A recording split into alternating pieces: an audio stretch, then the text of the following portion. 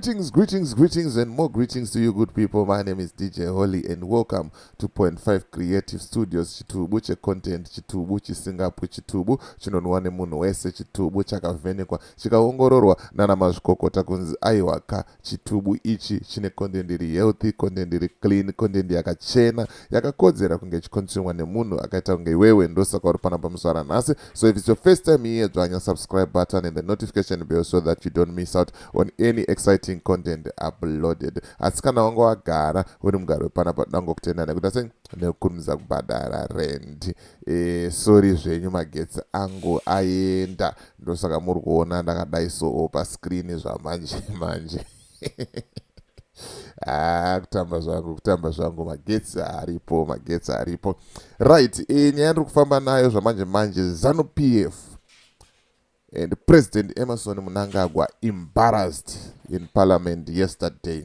Mushure mekunge varonga urongwa hwekuda kubira vabereki mari, kuda kusheka vabereki mari. Tese tiri kuziva kuti hurumende yakabroka zvamanje zvinhu zvakaoma, hazvisi kufara.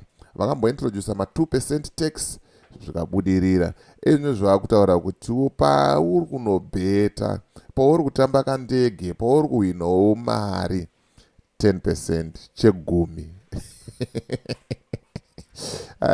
Pari kupisa zvamanje, pari kupisa. Vapedza kutaura zvese izvozvo, zese yakazviramba, yakagumbuka. Magetsi akambadzima same time, paenda baba. Ndosaka muri kuona zvamanje zesa is trending. Zvamanje mukuru ari kutrenda, not nenyaya yekunamibia yekuinterfere kuma elections evamwe, nenyaya yekuti akanyadziswa nemagetsi. Sezvamunoziva kuti panapa hatitaure nyaya kwatisina kuswera, totaura nyaya dzine umbowo, nyaya dzine direction. Mbera nditange ndakuratidza screenshot rema chips, kunzi iwo uri kudhiraivha mota inodhura, woya kuda kuzoproposa kutora tax pachicken and chips mabhega. Tichadyira upo zvinonaka komana. Ndopa unozoona pepe kuti havakudei vanhu ava, munhu wavasapota zvenyu, but kukudai chaiko havakudei, havana kana love nemi. Apo zvikanzi you drive an expensive Range Rover SUV to present a budget proposal to tax chicken and chips. Wakubhadhara tax, and hanzi tax iri kubuda muhomwe mako iwewe. Usafunga kuti chabuda kuhomwe kwechicken ini kana kwebakers ini kana kwechii, muhomwe mako iwewe. Zvichireva kuti izvoni kuti vakomana kuti vamaintain ma-sales avo, vanenge vakutoredusa one ma-portions avo, kana kuti vanenge vakukwidza mutengo, vawedzera ka tax pamusoro ipapo. Pakashata. Muri kuona kuti chinhu charema, chinhu chakurwadza, chinhu chiri kupisa, ende chasvika panguva yakaoma. Hapasi kuspark, hapasi kana kumbonakidza kana pa1. And then vapedza kudaro zvavo, budget rakamba ravharwa nezesa ndo yakamba yavhara zvayo presentation yebudget. Zvikanzi ZESA closed the budget presentation with a bold statement. Hanzi hapasi kuoneka skava chete, mukuru achichema. Apa musi unoyu mazuva apfuura last year vaitaura kuti magetsi haachaindi azoenda pamberi pake mukuru. Pari kupisa baba. Nyaya dzakadai so ndo dzinomhanya, ndo dzinotrenda. BBC News yatotwita ipapo zvikanzi Zimbabwe Parliament hit by power cut during budget speech. Power cut same time, amba aenda magetsi baba. Kuri kupisa zvamanje, pari kupisa zvekutodaro. And then Zim Daily ndo yakapenga, ndo inopedza zvayo. Zvikanzi 2050 tichazenge takudza vazukuru vedu nevana vedu kuti before it become the biggest condom manufacturer in Africa, ZESA was the biggest electricity provider. Kuti hanzi haichadozovhara ZESA yotanga kutoitawo zvayo zvezvimwewo zvazvo zvisitori nei nechekuita nemagetsi.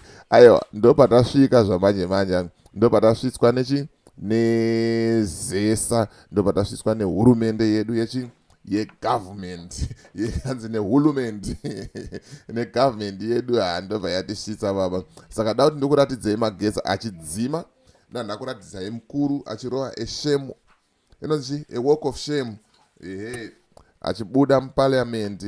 Hanzi panga pakabatidzwa matochi awa nanga kuzowanzawo wakuti oti zvinakidze, but vahwadi chaivo chaivo, vari kupisa baba.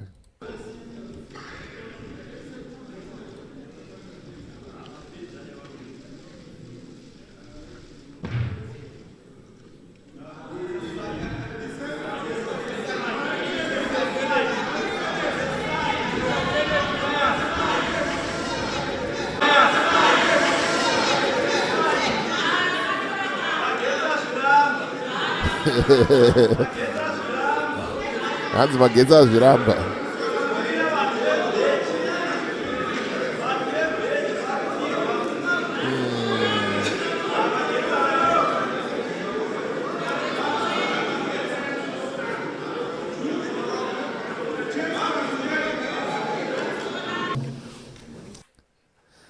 Onai fesi yemukuru ina kana kufara kana one, ende vamwe vanhu vakawanda ipapa vachatopinda busy zvekutodaro.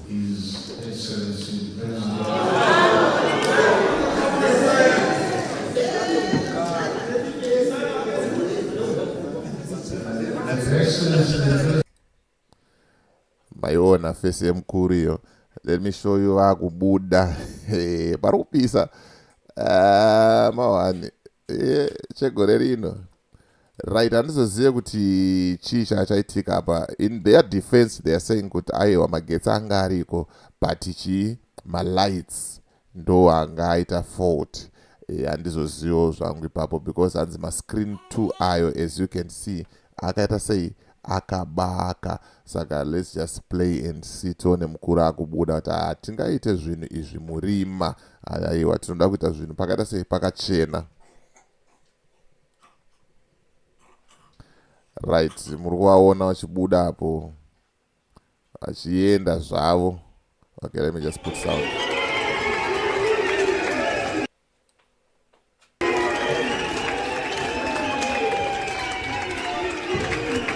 Vari vakastepke munhu adhiniwa zvake mukuru achienda.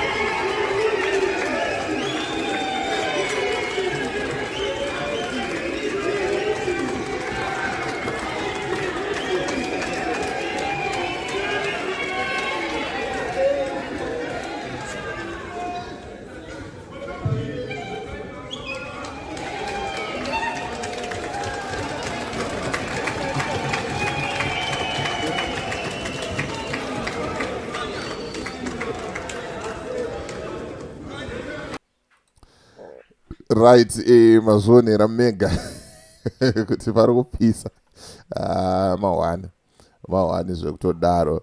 Ende hameno kuti tinosvika kupi nevanhu vakadai so, hameno kwatiri kuenda. Vanhu vazenga kutaurawo zvakasiyana siyana kuti hanzi maChina akaita sei avaka parliament akazokanganwa kuisa sei kuisa magetsi.